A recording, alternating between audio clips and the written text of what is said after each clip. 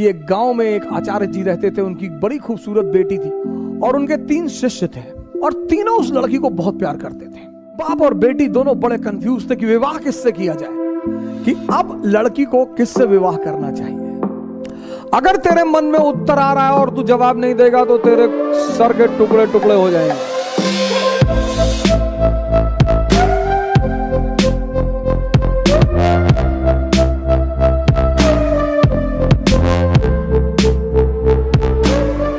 विक्रमादित्य की अगर आपने पहली कहानी सुनी हो, वेताल 25, पहली कहानी विक्रमादित्य जाता है।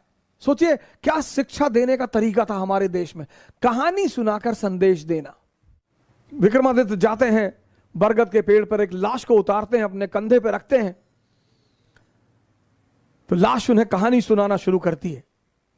अब सोचिए सर, इस कहानी का मकसद क्या है? सुनिए कहानी और उसका मकसद।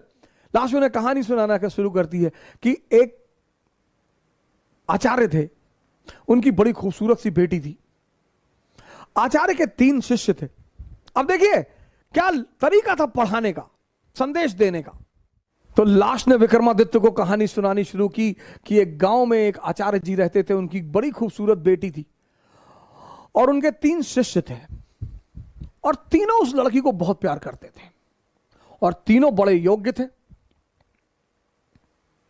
आचार्य जी को भी लगता था कि यार योग्य तो तीनों है,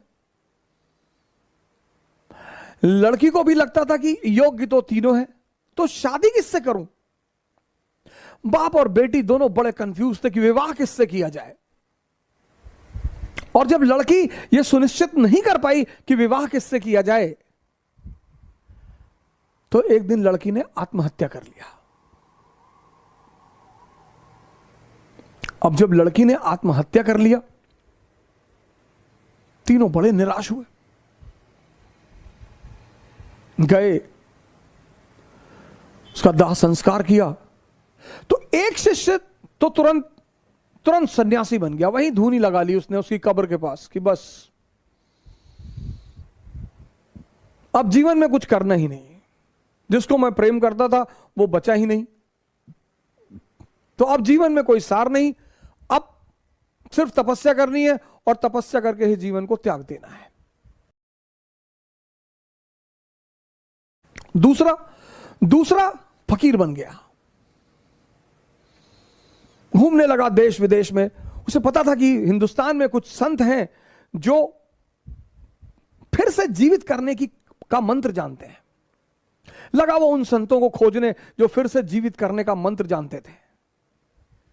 तीसरा जो उसमें था, वो डेली जाता था, उस मृत शरीर पे मसाला लेप लगाता था, साफ करता था, फिर उसे वहीं रख देता था।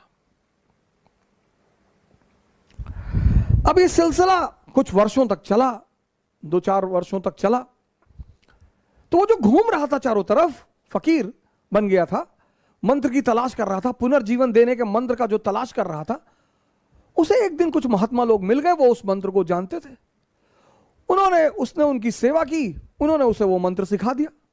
जैसे ही उसने मंत्र सीखा, वो भगा वापस गांव की तरफ और वापस आकर उसने उस युवती को फिर से जिंदा कर दिया। जब उसने फिर से जिंदा कर दिया, तीनों दावेदार फिर खड़े हो गए और अब तो युवती और सुंदर हो गई।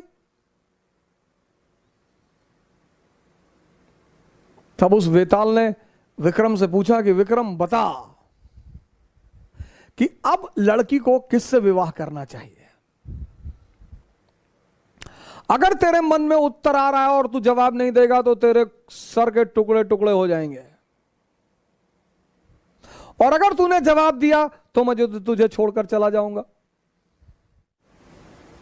वेताल ने कहा कि अगर तेरे मन में जवाब आ रहे हैं, और ये नेचुरल प्रकृति है, हमारे सामने जब भी कोई परिस्थिति होती है, एक सवाल, एक जवाब मन में आता कि ये कर ले यार, नेचुरल प्रकृति है, नेचुरल जवाब आना ही है। तो वेताल ने कहा कि देख विक्रम, अगर तेरे मन में जवाब आ रहा है और तूने मुझे नहीं दिया तो तेरे सर के टुकड़े टुकड़े हो जाएंगे, और अगर दे दिया तो मैं चला जाऊंगा। तो विक्रमादित्य ने जवाब देना शुरू किया, कहा जो मंत्र सीख कर आया और जिसने पुनः जीवन दिया, वो पिता तुल्य है। जीवन देना का काम किसका है? पिता का। क्या दर्शन है सर! जीवन देने का काम किसका है? पिता का। तो जिसने मंत्र सीख कर जीवन दिया वो पिता तुल्य है, मुझसे विवाह नहीं होगा। जिसने उस शरीर की सेवा की 4 साल तक, वो पुत्र का धर्म है। सेवा करना पुत्र का धर्म है, वो भी बाहर हो गया। जिसने अपनी ही जिंदगी दांव पे लगा दी, यही प्रेम की कसौटी है। विवाह उससे होना चाहिए।